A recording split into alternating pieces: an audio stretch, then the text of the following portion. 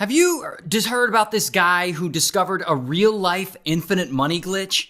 So the guy's name is Dan, and Dan is 29 when the story starts, and he's a bartender living in Australia. And one night in 2011, he's out at a bar, drinking, having a good time, and Dan suddenly realizes that he's out of cash. And so he leaves and he walks to the nearest ATM. And there, he tries to transfer $200 from his credit card to his savings account.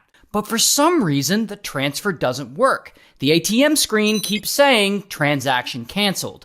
And then it spits his card back at him. So Dan is like, well, that's weird. And so he tries again. But this time, he tries to withdraw $200 directly from his savings account.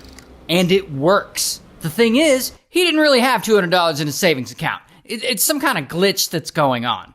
And Dan, he's a bit drunk, and so he doesn't really question what just happened. He's like, all right, I got the money. I'm going back to the bar. And he leaves, and he goes and he drinks more. Later, when he leaves the bar, he ends up walking by that same ATM again. And he's like, I wonder if I can make that glitch work again. And so he transfers another $200 from his credit card to his savings account, and once again, he's able to pull out the cash. So then he's like, all right, I'm going to try more. And so he tries again with $500, and that works. And then $600, and that works. And so at this point, Dan's thinking, did I just discover an infinite money glitch? And so he does it a few more times, and he takes all the cash, and he goes home. Now, I don't want to get into the weeds of how this glitch works, but after testing it so many times, Dan eventually figures out that as long as he transfers a bit of money from his credit card every night, his bank balance will stay positive. And he can just transfer money into his own account forever. Or, at least until he gets caught. And so that's what he ends up doing. Over and over again. He's at the ATM every night taking out thousands of dollars. In the first 2 weeks alone, he takes out more than $20,000 little by little each night. Because for some reason, the glitch will only work between 1 and 3 in the morning when the ATMs go offline. But every day, he keeps expecting the police to come banging on his door. But every day, he's surprised that it doesn't happen. And a few weeks go by. And the bank, they haven't seemed to notice. They haven't reached out or anything. He even goes to the bank in person, I guess to check if they're suspicious or if he's been flagged. But no one brings anything up. So he keeps going. Every night between 1 and 3 in the morning, he's there transferring money from his credit card to his savings and then into cash from the ATM. And pretty quickly, he's made so many transfers and withdrawals that he technically becomes a millionaire. And this is when Dan is finally like, all right, fuck it. I'm just going to live my life like a baller. And he starts spending big. He's eating in nice restaurants. He starts staying in luxury hotels. He's going on vacations. Like here he is in Paris. He's buying himself clothes. He rents a private jet for $90,000 to take him and his friends to an exotic island in Asia for a weekend. He gambles a lot because, he's really into that. And, just because Dan is a nice guy, sometimes he's generous. Sometimes he'll tip waiters hundreds of dollars, or he'll pay for hotel rooms for homeless people to spend the night in. And so bro is living like a millionaire now. And according to him, this, it really helped him with the ladies. So, that's nice too.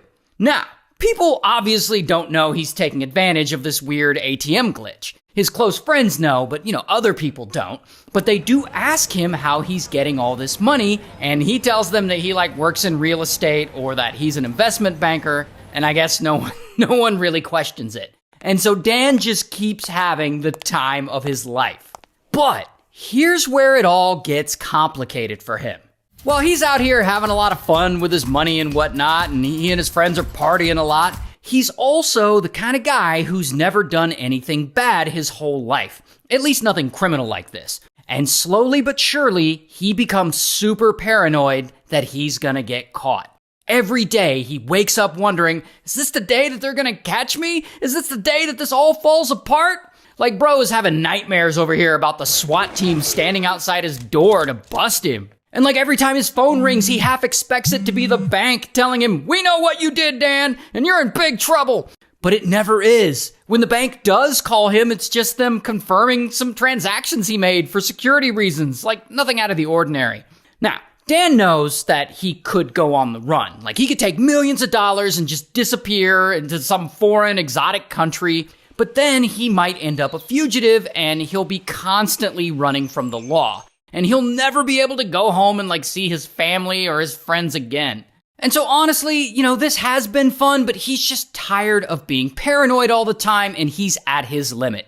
And so after 4 months of exploiting a random glitch in his bank's ATMs, Dan finally just stops. And in total, over the 4 months, he was able to withdraw and spend more than 1.6 million Australian dollars, or about 1 million US dollars.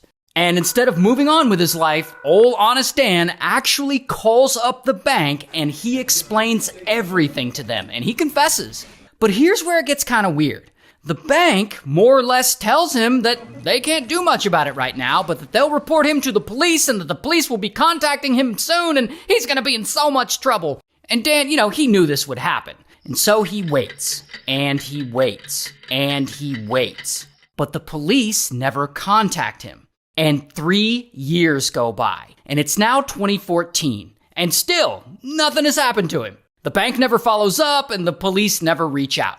Now, at this point, most people would, probably just shrug it off and move on or be grateful that they got away with it. But not Dan. Dan, he's actually having trouble moving on. He's got a lot of anxiety and guilt from this whole experience. So much so that he starts seeing a psychiatrist to help him get through it. And I guess that psychiatrist recommends that in order to make himself feel better, he should consider turning himself in to the police. But Dan doesn't do that. I mean, he spent all this time thinking the police were going to contact him, and they never did. And so he actually comes up with a better idea. He's going to go public. He starts doing interviews and making TV appearances and telling his story that way. Because, it's a really interesting story.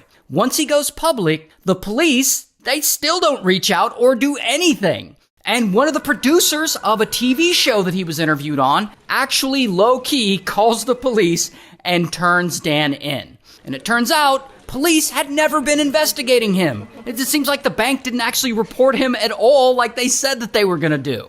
And if he hadn't gone on TV and told the world what he did, he probably never would have been caught. But it seems like he kind of wanted to get caught. He was feeling just way too guilty about it. But anyway, and so, bam, Dan is arrested. And I don't have a mugshot, but here's a picture of him in real life. Here's what's weird though. He actually goes to trial and no one understands how the glitch happened or how Dan managed to trick the ATM into giving him millions. The prosecutor doesn't understand it, the judge doesn't understand it. Even the bank can't fully explain how their own system let this happen. And I guess because of that, they can't give Dan a very harsh sentence, so he only gets 1 year in prison. It's kind of worth it though, huh?